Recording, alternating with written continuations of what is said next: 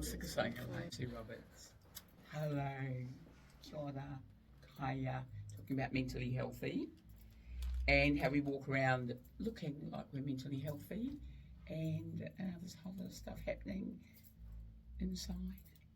Chan, what would you like to talk about tonight? With mentally healthy.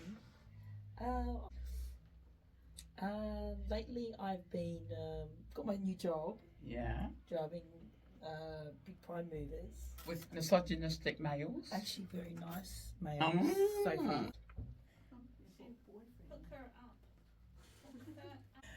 And I've got another, lady that's training me. She's been doing it for 3 years. Okay. She's like probably 10 years younger than me, so it's great. When it comes to mentally healthy and driving these trucks, I guess one thing, because you spend a lot of time by yourself. Yeah. Right. 100 Ks one way. Oh, shit. You know, you're driving 1,400 Ks and 80, 90 Ks an hour with a pilot in the front. That's really sensible. I guess you do go into your head a lot about your life, and I find it's really quite meditative. Going into driving a truck, I find, and you're by yourself, and I think about a lot of stuff in life, but I think it's a really good place to actually work through your shit.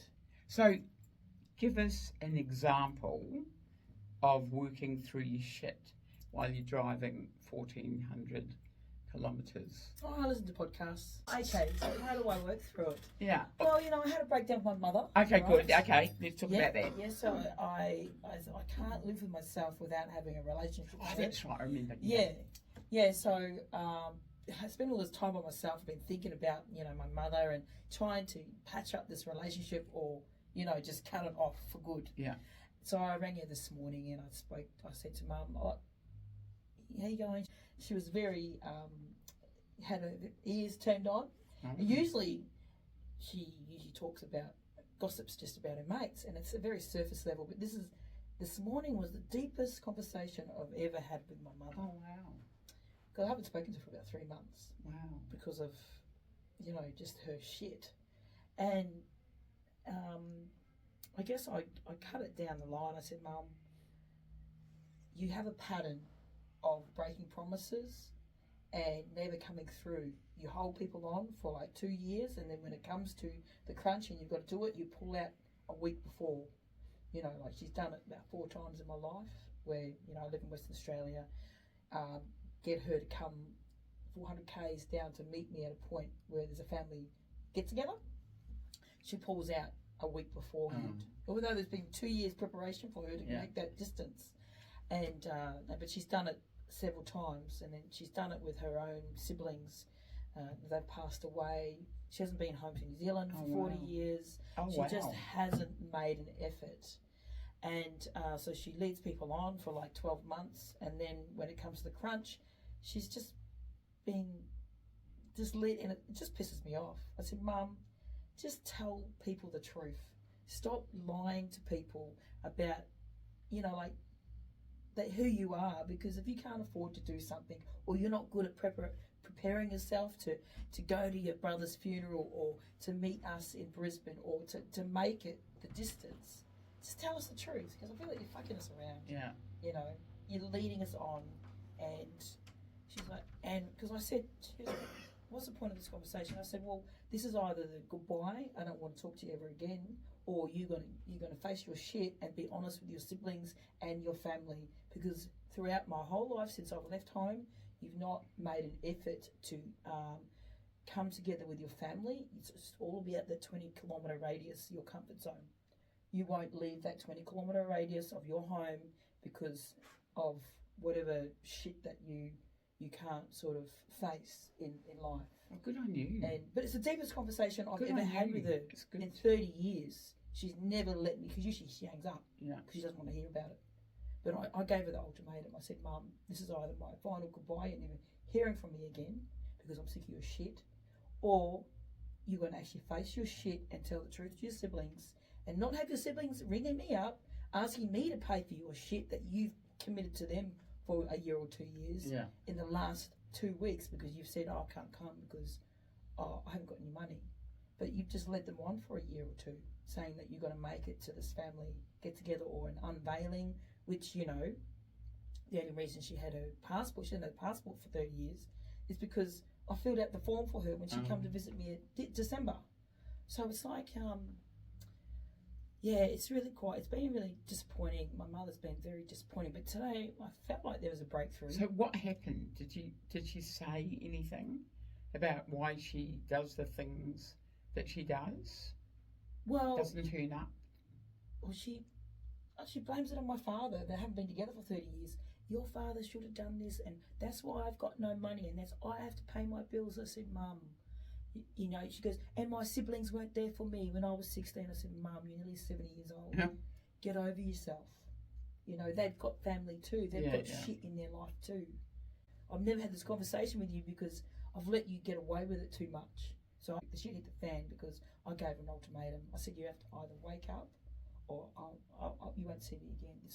The last time you ever seen me was in December, just previously. But she's just a 70-year-old teenager. Yeah, but so what? Did something happen? Did something actually happen in that conversation? Yeah, there was lots of reasons why, but it was really pathetic. No, not the blaming stuff, not that stuff. But did she actually tell you? I'm on the pension. It wasn't really a breakthrough. It was sort of like. Well, it was the biggest breakthrough I've ever had with her. Yeah, but she didn't say anything. Yeah, I know. She didn't actually say. Although, she hasn't actually done anything, but. Yeah, although she might have time to think about it, maybe. We can only hope and pray that she actually takes it on board. The reason I don't see somebody is because, you know, somebody did this, that, or the other to me, or whatever. Not a blame thing, but something happened. Something happened to her for her not to go to these things. Oh, yeah, she was raped when she was... Yeah, so she needs to talk about that, probably. Yeah, no, she doesn't want to talk about it. Okay, all right. Because... I told her to tell her siblings how she feels, because you're just leading them on. Yeah. Tell them that you were raped when you were 7 by one of your cousins. And that's really Tell them, young. so that you're still holding on to that shit as to why you don't want to go back to New Zealand. Yeah. Tell them why you don't want to go back to Brisbane and do a family do. Tell them. Oh, good. I'm sick of it. Oh, good on bullshit, you. Mum. Good on you. Oh, no, that's good. That's good. I'm just sick of it. We've all got trauma. We're all coming to this world with trauma. Yeah, you were raped. You had your own family. You had a man that cheated on you. You had these children. Your family's fallen apart. And yeah, you're on pension and you're poor. So just tell us. Yeah. Tell us as it is. Okay. And she goes, well, I'm not like that. I said, don't own your shit, what you're not like. You have to own your shit and then tell us the truth. Yeah. Because you're leading us on to something that, you know, you're telling us one story but you're behaving another way. And I don't know. I can only hope that she does something about it. I'm just guessing that you've actually left her with something to think about because she was open to you. She was open. So maybe she did actually want to hear what you had to say, and maybe she wanted, well, to know what you knew or know, maybe, and maybe she's got time to think about it. Oh, that was the only breakthrough I had with her was she listened to me. Yeah, but that's good. And the thing is that she might live until she's 100, so she's going to spend the rest of the 30 years being the same as she was. Oh, I hope not. Mum, if you don't get your shit together and try and tell the truth to your family, I said, look, I'm staying in WA. You won't see me again.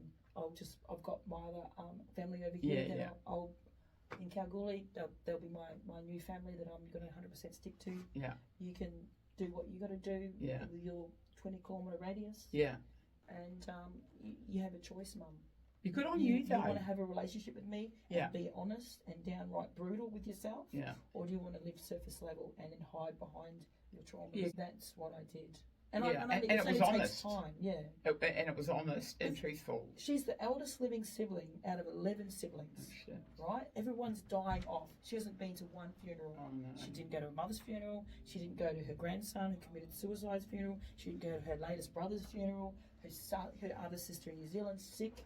She's dying. She's not going to do that either because she makes up excuses. And I said, Mum, you've got a responsibility to your family as the eldest living sibling. You've never met your grandkids in New Zealand because of your stupid reasons. What are you to us? Do you, like when you die, do you expect me to go to your funeral? Because you're setting an example for me. And what you're setting for me is that family means nothing to you. Yeah. And that's what I'm seeing from you. And that hurts me because I want to be a part of a family that means something, and you're showing me that family means jack shit. Oh, good on you, though. And that's what I did. Good. I said, if you want to hide in your 20-kilometre radius with all your Australian friends, you can have that.